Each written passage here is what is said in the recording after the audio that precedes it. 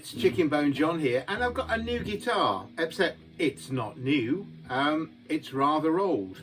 This is an Antoria Jazzstar. I've got my crib notes here with a few bits and pieces. Yeah, so the model is H794. Anyway, I always sort of fancy a jazz guitar, and this is a big thing. It's a copy of the Gibson L5.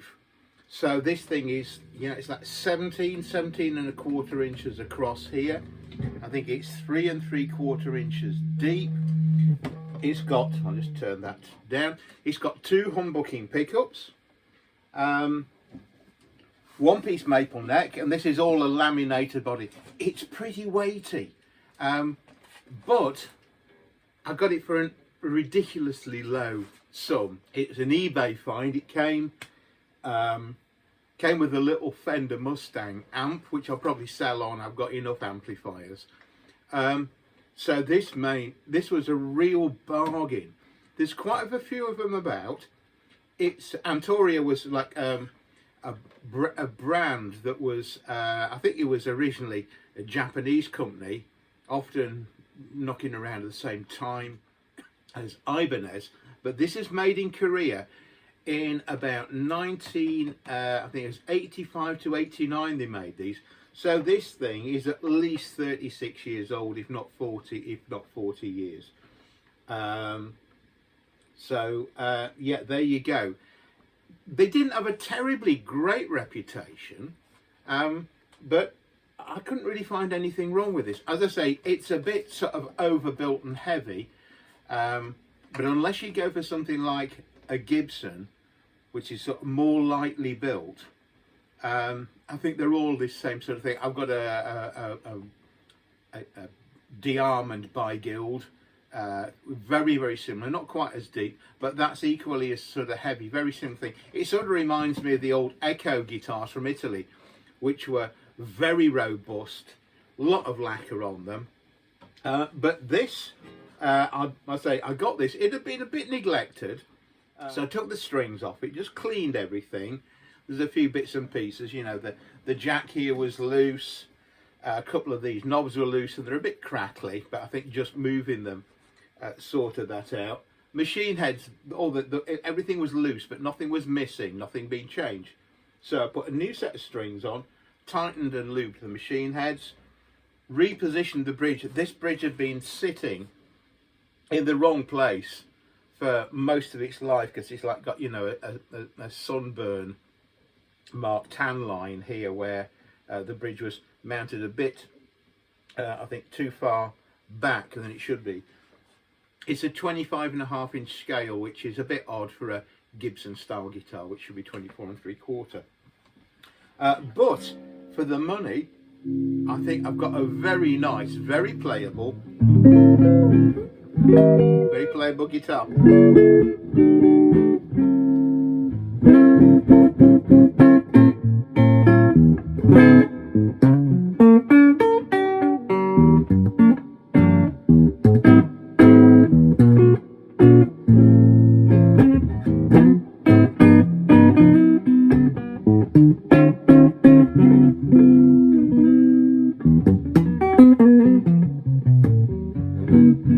It's cool for that sort of T-bone Walker style blues and jazz. Playing it on the bridge on the neck pickup. There's both pickups. On the bridge pickup.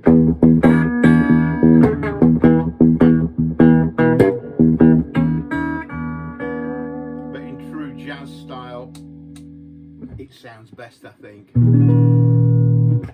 with the bridge pickup only. Sometimes these are messed around with a little bit. This has got the original wooden bridge, which I prefer the look of these. Sometimes people will put the metal Gibson sort of tune-o-matic thing that you can adjust the saddles. Sometimes they'll have the machine heads replaced, but there was nothing wrong with these other than the buttons were a bit loose and the bushings were a little loose. I actually took the bushings off, dropped a spot of oil in there, put it all together, tightened it up, and it's been fine. New set of strings. The strings were dreadful, and they must have been on 10 or 20 years, I think. I've put a set of D'Addario, I think they're called half rounds. They're nickel wound, but they're ground flat, so they're nearly like a tape wound. I've never used them before. They're not as mellow, I don't think, as the chrome tape wound D'Addarios, but they're a lot cheaper. I mean, the chrome tape wound D'Addarios are knocking on £30 a set. These are half the price, and it still sounds. I've not got the tone rolled off on this, by the way. You've got volume and tone for each of your pickups. Everything's wound up full.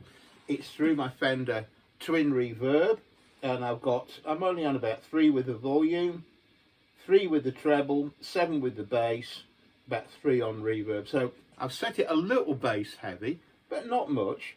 You know, if I back that off, put everything middle for diddle, that's 5 on everything.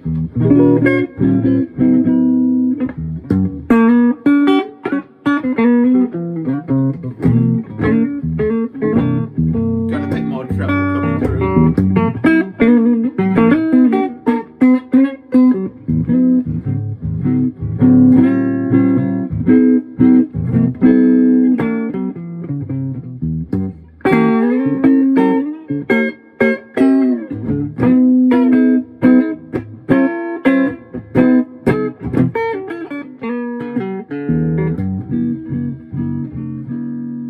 Of course, you do not need a jazz guitar to play jazz, but it doesn't half look the part, doesn't it, I think.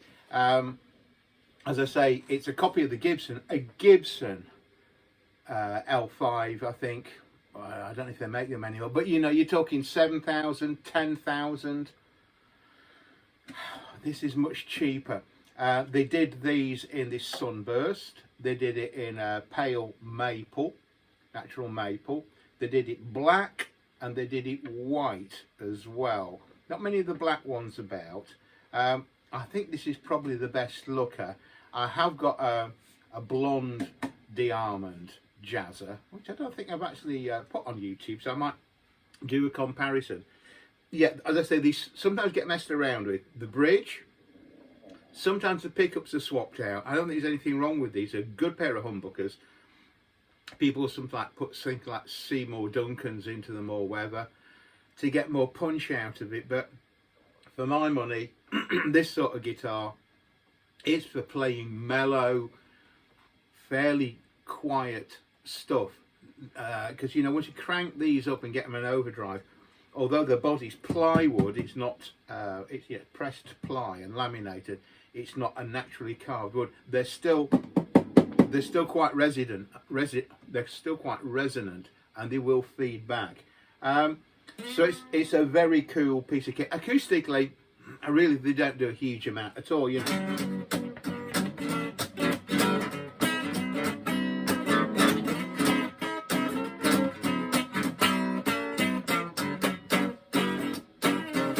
Fine for strumming away at home, but then you know, you bring your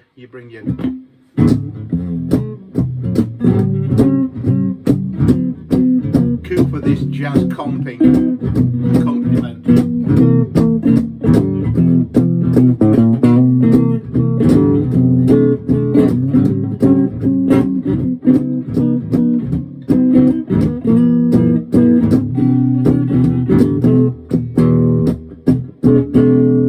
You know, you learn a few of these little short jazz chords. One of these sounds like you know what you're doing. In terms of the jazzy thing, I struggled for ages trying to get the chords, and I had some lessons, and you know, the guy who taught me was just sort of saying, yeah, 3 fingers here, that's your, you know, your G chord.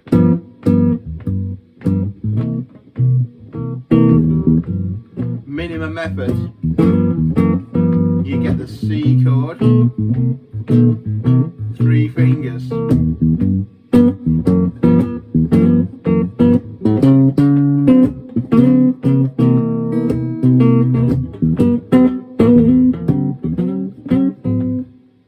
So it's not that difficult to get that jazzy sound if you choose those little short chords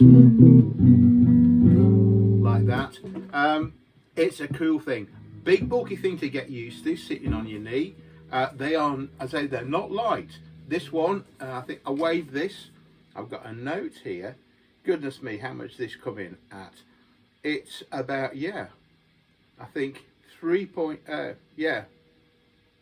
think about 3.9 kilos. Is that right? 3.9. So you know, it's about 7.5 pounds. No, it's more than that. Goodness me, whatever it is. It's heavy. It's heavy. Oh, so yeah, there we go. 8.5 pounds. So it's a it's a weighty guitar. You'd think it might be light being acoustic, but they're pretty heavily built with a thick plywood top and back. The whole thing is pretty robust. Finish is pretty good. It's got a tiny bit of dulling there on the middle of the back, but it's got no chips. It's got a couple of lacquer flaws here. There's a little spot here and a little spot here, and it's not lacquer that's been chipped off. It looks like it was a flaw before they put the varnish on. So anyway, but none of the bindings coming away, no cracks, no warps.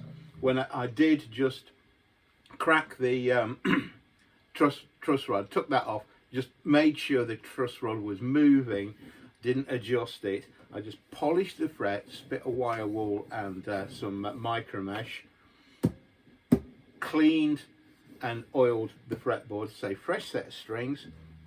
If anything, the action needs to come up. It's about 1.5 to 1 3/4 millimeter, so it's a nice low action. So it's, after 40 years, the guitar's stable.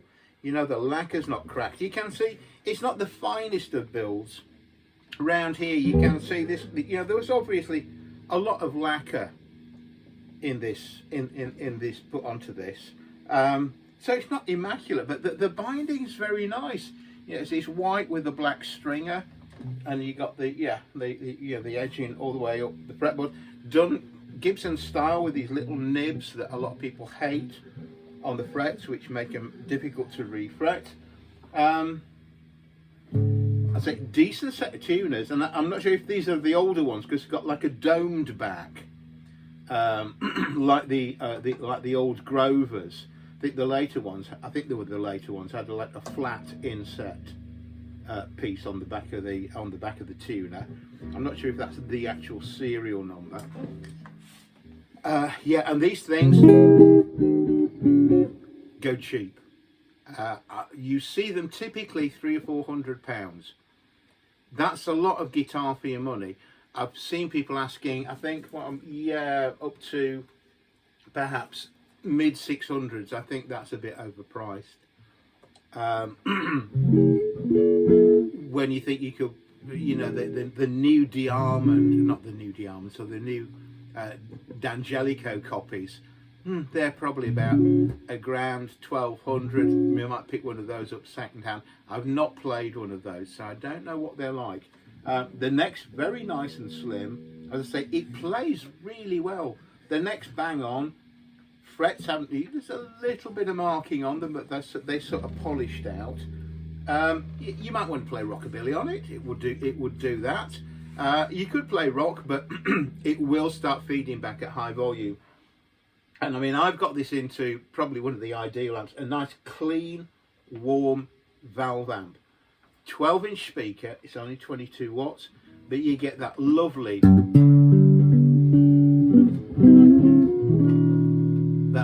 rich sound.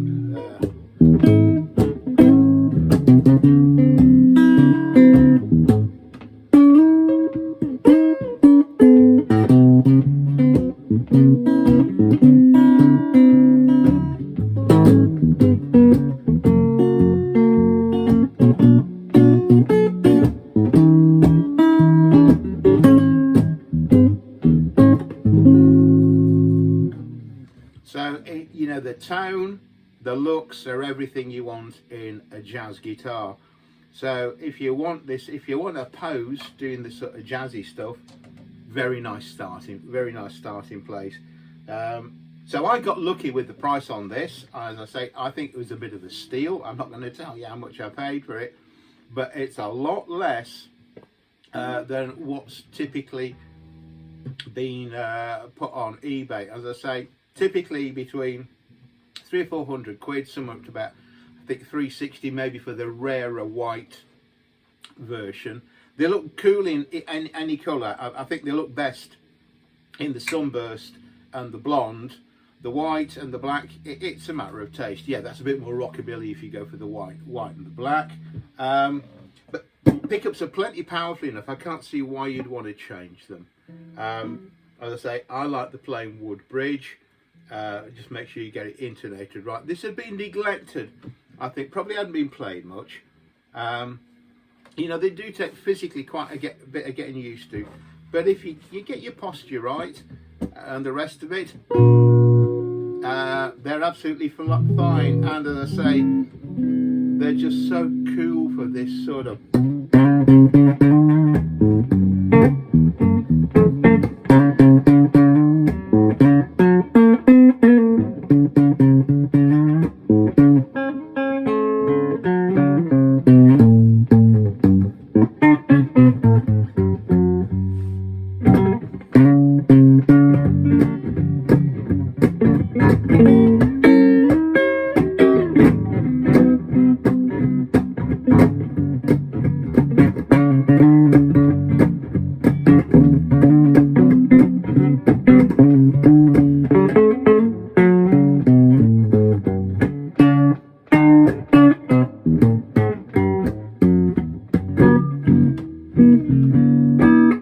So there you go. I'm no jazz player really, and I'm no connoisseur of jazz guitars.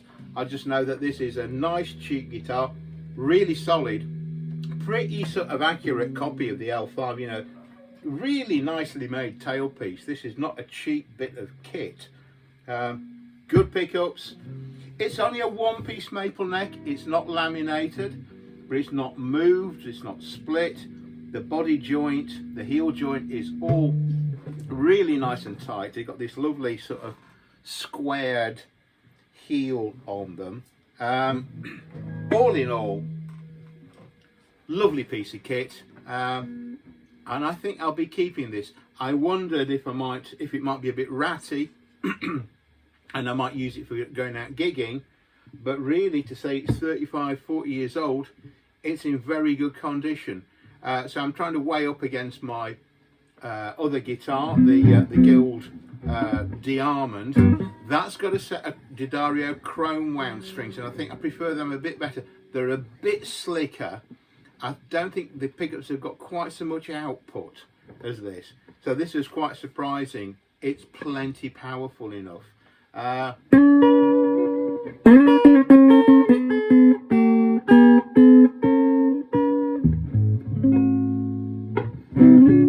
So there you go, very cool guitar. It's a bit of a challenge to do it justice. Well worth using. It's well worth learning a sort of few jazz standards. It looks and sounds, you know, like you know what you're doing. If you just get those few chords right, it's very easy.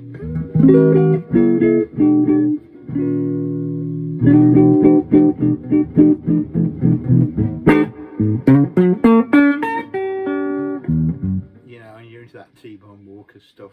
But otherwise, you know, the comping stuff.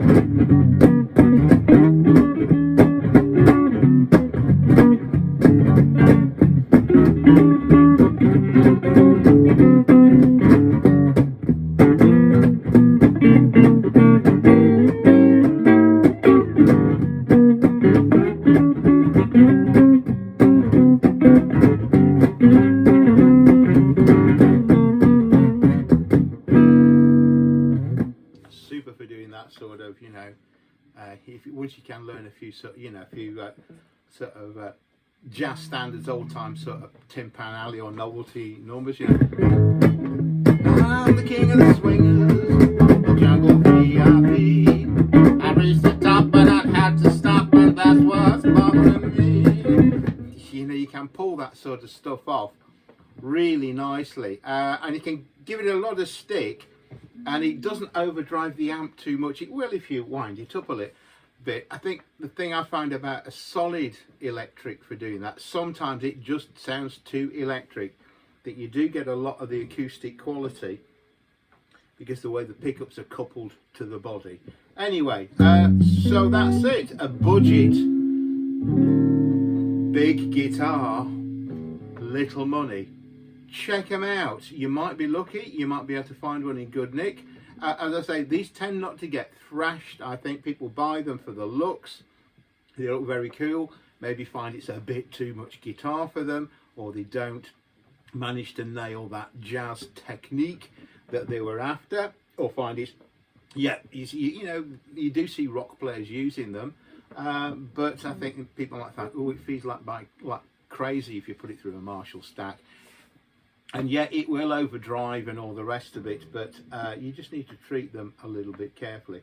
I love this sort of thing. Great posy guitar. As I say, that's a lot of guitar for not much money. Anyway, thanks for watching. Bye for now.